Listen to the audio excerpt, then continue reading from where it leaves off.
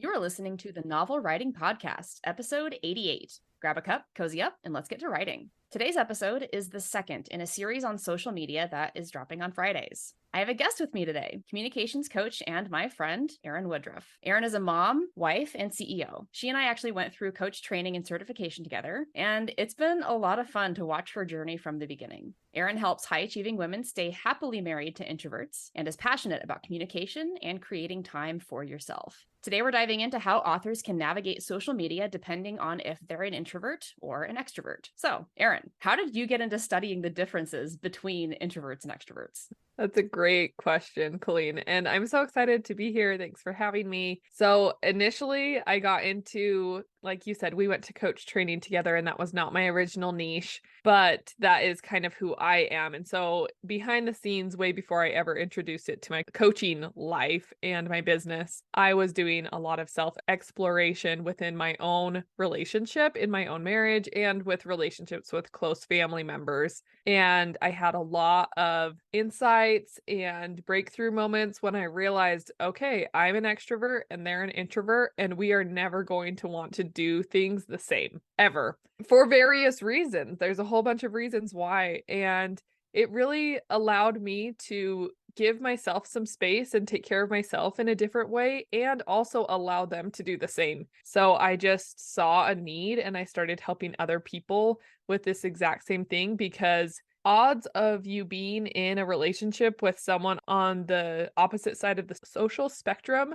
of you is pretty high. It's not 100% of the time, but for how much dynamic we have in relationships, I think this is just one tool that can really help you understand yourself and your partnership a lot better. And it just is really fun to talk about too. I love talking about it.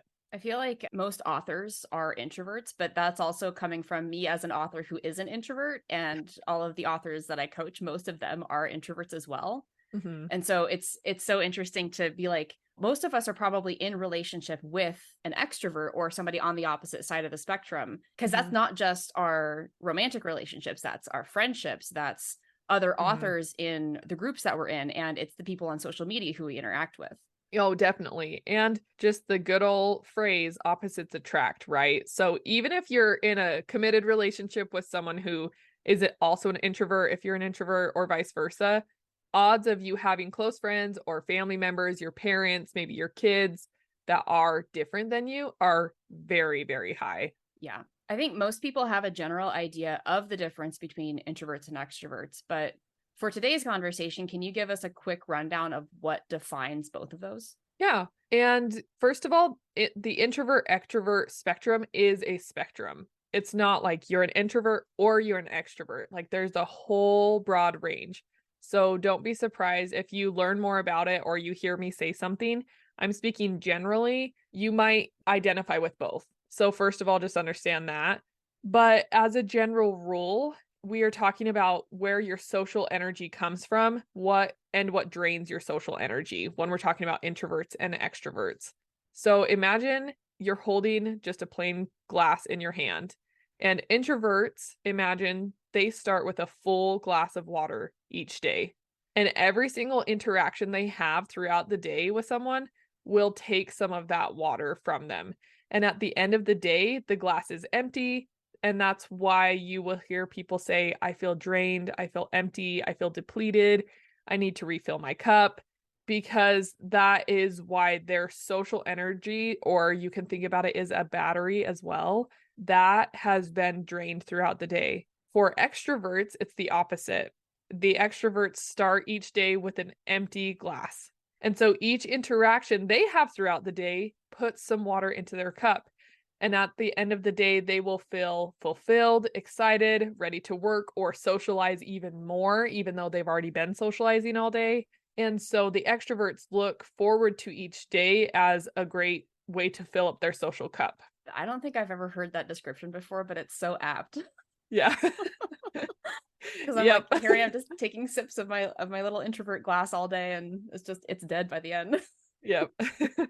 I notice that even more when I'm in my work's office. Like if I'm in person at work, the whole day it just takes all that water out of my cup. Whereas if I'm working from home, which is most of the time, that cup doesn't go down very much because there's no interaction on a like a one-on-one basis with my coworkers. It's all through email or Teams. Yeah, and even if you were to have video chats, there's still that automatic built-in buffer of technology. You can mute yourself, you can take breaks in between meetings.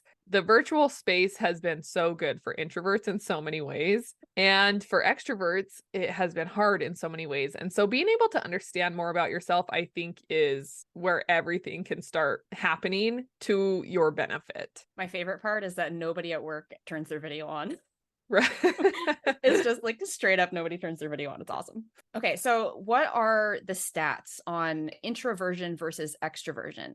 And then there's another one in there called ambiverts, which I don't actually know that much about, other than it kind of feels like it is in the middle. Yeah. But where do ambiverts fit into this spectrum?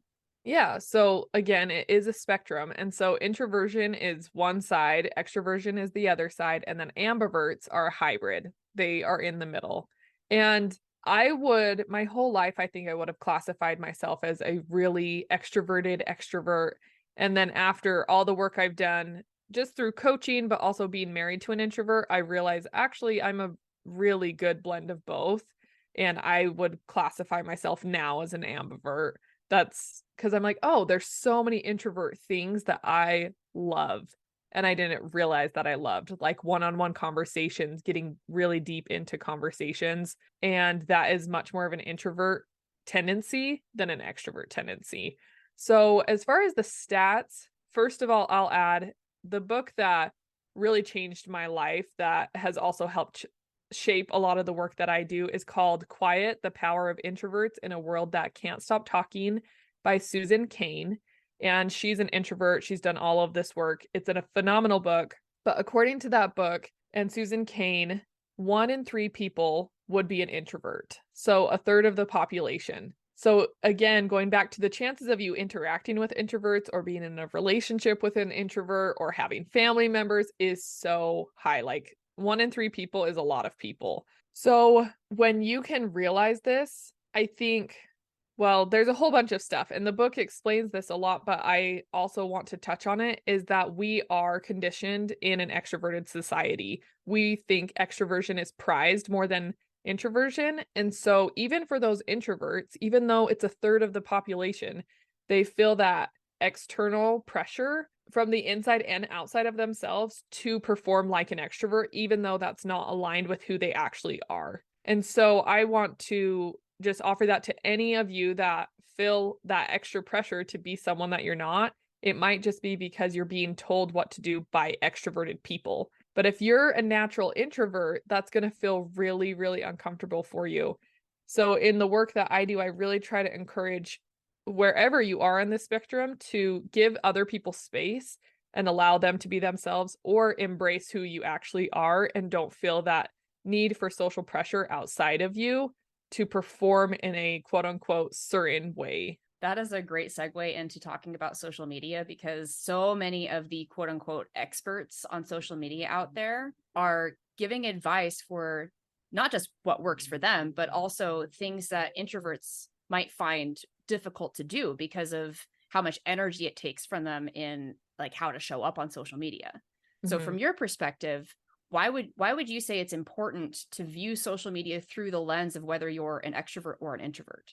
I think this is huge because social media can be a drainer no matter what. And so I think when we think about social media, our automatic thing is like, I have to be talking all the time, or I have to show my face. And we usually think like that's a very extroverted persona when we think about using social media to build our business. So first of all, understand that social media is not just you don't only do one thing on social media. There are about 1 million different actions or behaviors you can take while you're on social media. And it's up to you to determine which of those activities is a drainer or a replenisher for you. And you have to get to know yourself first. I think that, again, going back to the awareness of self will make a huge difference when it comes to interacting on social media. And if you don't know if an activity on social media will drain you or not, Just try it and you'll be able to figure it out really quickly which ones give you energy and which ones drain your energy. And I'll just give a few examples. Like interacting in the DMs might be an energizer for an introvert because you're interacting one-on-one, but doing a live on Instagram or Facebook might drain every ounce of energy that you possibly have. Not to mention you have to be on camera. You can't mess up. Everything you say is live. And so that might be a drainer. But with DMs, you're interacting personally one-on-one and it's just messaging. So you don't have to be ready. They don't have to see your face. You don't have to show your face. And that's just one example of where extroverts might do much better with a live video and hate the DMs, and introverts might love the DMs and hate the video. So being able to try things out and see what you actually like to do on social media is really important. I also want to add in here, though, there is a difference with social media. There's a difference between trying something new, feeling uncomfortable, putting yourself out there, and doing the activities that just don't feel aligned with your natural abilities.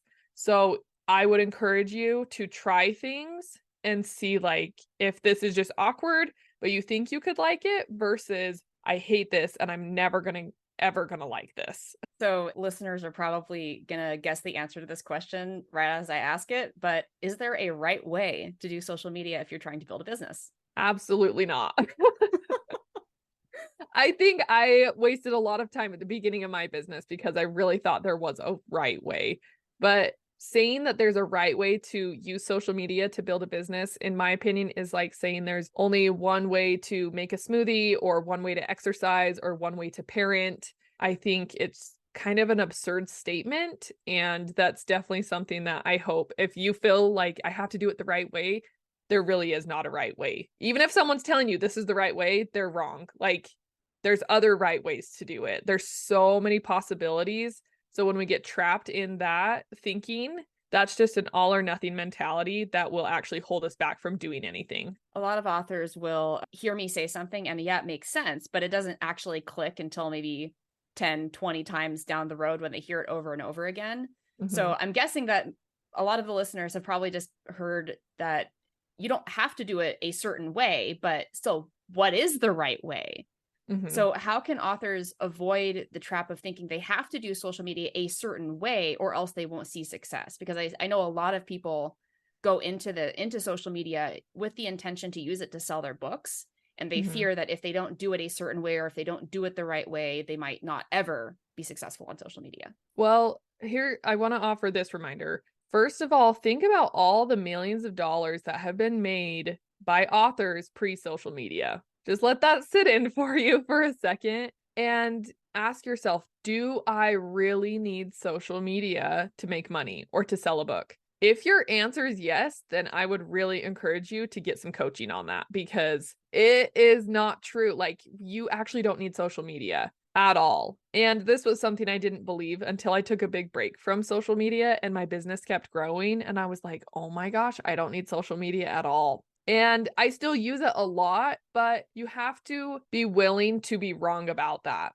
Because if you believe that you can't make it big or you can't sell your book unless you figure out how to use social media, that's a terrible belief to hold on to. That's just going to slow you down and it's going to feel terrible. Like you're going to be miserable every time you get on social media. So my other encouragement to anyone feeling this way is to find someone that's doing what you want to be doing and maybe they're not on social media. Is there an author that you follow that doesn't have social media platforms? Or going a little bit different angle of, are there pages that you follow that are the same kind of curation that you would want to have as an online curator or as a book writer? I think there's a lot of curators that do really well in this regard, especially if you have a product. I follow multiple pages where I have never seen the face of the creator. They only post pictures or videos or reels of their products. And so they have leaned, and I see it as a strategy that they've pulled in. They don't want to be on camera. They don't want to feel that pressure to smile or to talk. So they just use their products as displays for all of their social media accounts. So I think there are a lot of ways that you can look for evidence of people that are already doing what you want to do and follow their example rather than following the ideas of this is the certain way or this is the right way to get my book launched or to make $1 million or whatever your goal is. I'm glad that you said that, because there was somebody who I did an event with, like an in-person event. She had a table set up for her handmade earrings, and I had my table set up for my book. And I just actually went to her Instagram account yesterday and saw that she has like 38,000 followers, and all of her posts are reels of her making the earrings. Like, I wouldn't remember what she looks like because she never shows her face in any of the reels, but she gets so many views on those reels, and she gets so many followers and lots of likes on all of them, because it's like people like watching stuff being made. It's a great example there. And piggybacking off of that again is maybe your followers, not to offend anyone, but maybe they don't want to see your face. Maybe they actually just want to see a product. Maybe they just want to see beautiful pictures. That might be something that inspires them too. So it's not just all about you, but it's about who are you attracting to your book. Yeah, maybe they want to see your cover or your bookshelf or character art or sneak peeks into scenes or something like that. So there's all sorts of options for authors who don't want to show their face. And speaking of that, let's go into some good creation, posting, and engagement strategies for introverted authors versus extroverted authors. So lay it on us. Yeah, a great question. So introverts, and a lot of the things, again, I'll just add in here, it's not one or the other, but generally based on social preferences and energy and where your cup will be filled from or not, you can say, yes, this will work for me. But generally, I'm going to split the line and then I'll talk about strategies for both. For introverts, blogging and thoughtful posts are really great, because blogs for an introvert are phenomenal because you can pre-write everything. You can really take your time. You can add beautiful pictures. You don't have to show your face, and it's all pre-thought out. Or thoughtful posts if you use Facebook or Instagram, something like that. Another thing, and I mentioned this, is just use pictures rather than your face. And you can take pictures of your coffee mug, your desk. Colleen already mentioned a few, like what your bookshelf, your book cover, teasers. You can just take pictures of your feet on the ground, anything. And I'll also add, if you don't know, just Google royalty-free photos, and you will be able to find multiple websites that have that beautiful photography that you can use their photos for free. A few are Pixabay and Unsplash. There's a lot of others, but you can just Google that and you can use those photos in your content for free, which is another great asset for you. Or use Canva. If you haven't used Canva, try using Canva. There's a whole bunch of royalty-free photos, stock images that you can grab from there as well. So use those things that you feel like creatively express you just through a picture. Another thing that's great for introverts are small group discussions, whether that's on a Zoom call or maybe you have a private Facebook group, and that's where you can have planned Q&As, have people submit questions in advance so you're not doing it off the cuff. Prepare yourself in a way that you can over deliver in whichever way would be best for you. And use storytelling methods. You can do this in lots of ways, but graphics is another option rather than just photos. So be creative, and how can, again, use things to express your creative energy within. For extroverts, you might want to try something like a live Q&A session. If you have never done that, it's a lot of fun, but it puts the pressure on. And for me, it's a little bit exciting, even though it's a little stressful, but it's really fun. I've really enjoyed all the ones I've done. For extroverts, you might want to do behind the scenes videos, show them your life. Introverts might tend to be more private, but extroverts might want to show them all the other things that they're doing that don't involve things around your business or your book or whatnot. And I know Colleen has a cat. I'm sure she talks about her cat, but like maybe that's part of her MO on her social media though, is that everyone knows that she loves her cat and that the cat's always there. Something like that. Help them to feel part of your life, because it's about you connecting with an audience. For extroverts, I Yeah. was just thinking that most of the pictures on my phone are either of my cat or of my hikes. Yeah. And that's who you are, right? So you want to convey who you are through your social media, however that looks. And so introverts might want to share the behind the scenes in a different way than extroverts. Extroverts might be like, oh, I'm going to the grocery store and I'm going to buy milk and eggs. And introverts don't want to share any of that. And, and for extroverts, you could do collaborative projects, partner up with somebody, which is something I would also encourage introverts to do on a level that you feel comfortable with. Do reels. You can dance, you can sing, you can do all of the lip syncing stuff if you feel comfortable. For both of you, for both extroverts and introverts, I would encourage you to do polls and surveys. Use Instagram stories or reels. You can do it in reels now for polls and surveys. Engage with your audience and create content themes of this month I'm trying to think of a great example. This month I'm talking about content creation, or this month I'm talking about character development. This month I'm talking about book one. Next week, you can talk about all sorts of different things, but when you can theme your content, it's easier for you as a creator to come up with things to say. And then engage with your followers however that feels most authentic to you, whether it's comment in the comment section or send them DMs or however that looks for you. Try things out and see what feels comfortable and authentic. But more than anything, I just want to remind anybody is to take care of yourself and create dedicated, scheduled social media time for yourself and your business. Because introverts, you might have to force yourself to stick to your plan and to show up for yourself. And extroverts, you probably are wasting too much time on social media right now, trying to overpost, overcomplicate it. And that is the same for introverts too, but it's going to be different. So extroverts, you learn how to limit your time, and introverts, push yourself and spend the time that you've dedicated to it. And it will actually create healthy boundaries for you so you can keep your mental health and social health in check. I'm really glad that you mentioned that, but also I like the idea of doing content themed months, because as writers, we can get caught up in the question of, well, will I have enough content to post on social media, or like, what do I post next? And you could always just focus on what is the next step in your process, or what are you working on right now? Like if you're in the first draft stage, you can share all of the crap that's happening with your garbage first draft. And if you're in edits, you can talk about things that you're taking out or how you're changing certain characters, things like that. And the other thing is, once you start creating content, ideas come from everywhere. I've had a lot of coaching calls with clients where we come up with different ideas for social media posts. And a lot of it just comes from me looking at their background and being like, hey, you can make a post about that poster on your wall. They're like, oh, that's a great idea. Yeah, I love that you bring it up, because for too many creators, and I fall in this trap too, we overcomplicate it. We overthink it, and then it slows us down. And it's just one way to keep us in our current state of where we're at, but it does slow us down. So just relax into it and allow yourself that creative liberty. And I feel like it flows a lot easier. So, on an episode about social media, we would be remiss to not mention both Book Talk and Bookstagram.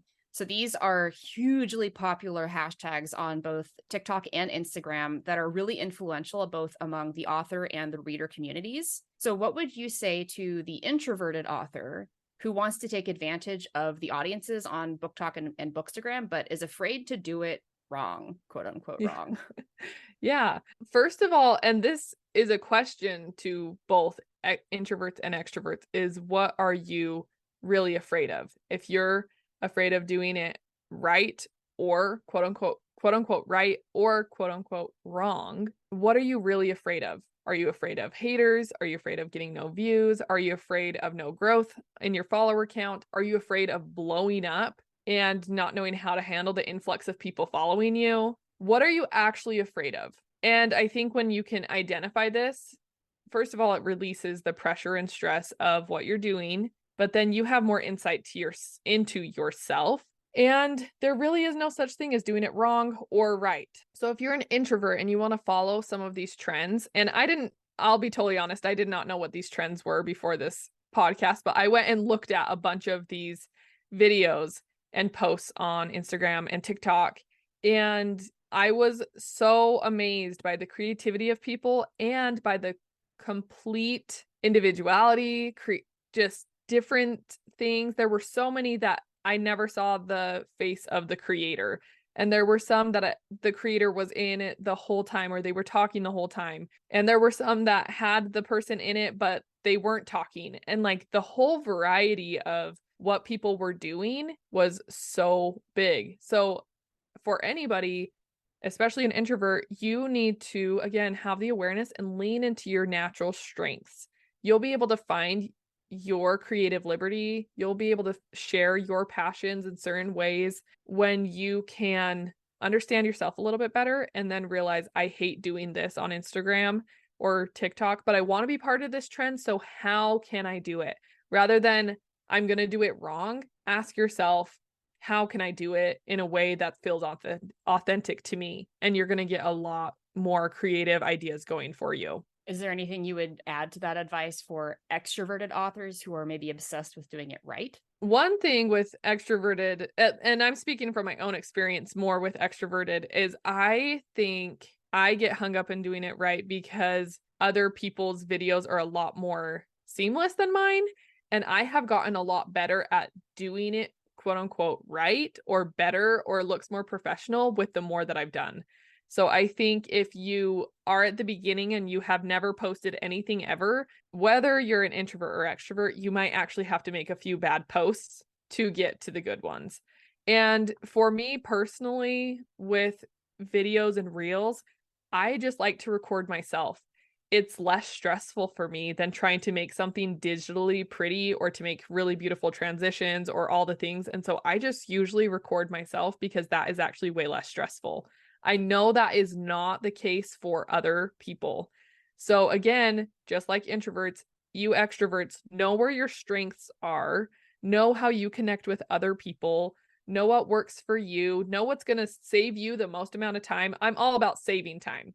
So if you can just put a video on yourself and take a 1-minute video and it takes you 1 minute versus if you're trying to spend 2 hours trying to make a reel, that's where you need to actually look at what's my time suck here, what's draining my energy, and you're going to have a lot more, again, creative energy and the freedom to just have fun with it more than feeling like you have to do it right. Great advice. I have a lot of conversations with my authors about their tweaking and editing and trying to get the video to be just right. I'm like, it takes you 5 minutes, just post the video. And when they take too much time, those videos tend to perform worse than the ones where they shoot it in 5 minutes and it's posted in 10 and like it blows up and they're like, Yep. Maybe there's something to that. Yep. And that's just the overthinking. I know introverts overthink a lot too. So like, just stop overthinking it so much. I promise it's going to be okay. Do you have any last words of wisdom for the authors who are stressing about social media? The biggest thing is if it's costing you your mental and emotional health, it will never be worth it. If you are stressing yourself out, if you're wasting a ton of time, and if you are feeling like garbage, get off social media. It's not worth it. It's not worth your mental health or your emotional health. So that's my biggest thing is if you want to do this, have fun. Do it when you want to do it, ease into it. If you're a newbie, don't feel like you have to post every single day. Just post once a week, ease into it, go slow and have fun because that's where you actually are going to engage with your audience. That's where they're going to realize you are actually having a lot of fun. And then you will be a lot more in tune to what's draining your energy, what's fueling your energy, and everything in between. A lot of great insight today. So if our listeners want to find out more about you and your communication coaching work, where can they get in touch? So you can find me on all the social platforms on Facebook, Instagram, TikTok, LinkedIn, and I'm Erin Woodruff Coaching in all of those places. You can also find me at my website, erinwoodruffcoaching.com, or just jump right on over to my podcast. It's called Time for You with Erin Woodruff, where I give you communication tools and also strategies to create more time for you so you can do the things you want to do and not just the things you have to do. And I can confirm the Time for You podcast is fantastic. Listen to it Thanks. every week. Thank you, Erin, for coming on and talking with me about introversion and extroversion. Yeah, thanks so much for having me. All right, that is it for today's episode. Thank you for joining us. And remember, the first draft is supposed to be garbage. Thanks for listening to the Novel Writing Podcast. If you're ready to stop struggling and start finishing your novel, Check out the 60-Day Novel Writing Challenge. It's a step-by-step program designed for solo writers to complete their first draft with clarity and focus. Visit the link in the description to learn more.